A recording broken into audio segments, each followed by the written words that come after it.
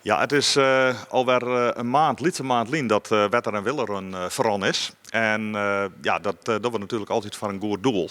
Voedselbank die Tjeksterdiel had helaas een soort klanten. Ik zeg helaas, want eigenlijk is het beschaamdzaam dat het in een land als Nederland nedig is. Maar het is toch wel heel mooi dat het er is. En al die vrijwilligers die er elke keer weer binnen om voor de mensen die het echt nedig gaan. En Joert, maar we officieel het bedrag aanbieden wat we ophellen gaan voor de voedselbank. Krap om €6.000 ophellen voor de voedselbank Tjeksterdiel.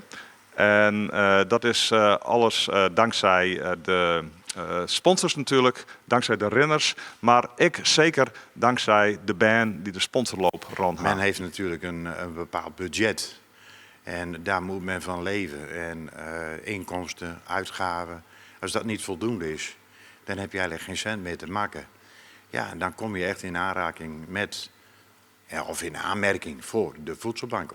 Je kunt je eigenlijk net voorstellen, maar is het echt nodig hier in het Tjeksterdiel? Helaas wel, ja. Ja, we hebben nu 34 gezinnen. En ja, er komen steeds weer. Elke week al zo'n aanmeldingen. Nou, hij heeft een mooie check gekregen van €6.000, bijna, krap hoor. Ja. Hoe blij ben je ermee? Heel blij. Ja, serieus. Ja, heel blij. Ja, ja, je geeft me echt heel goede spullen verkopen.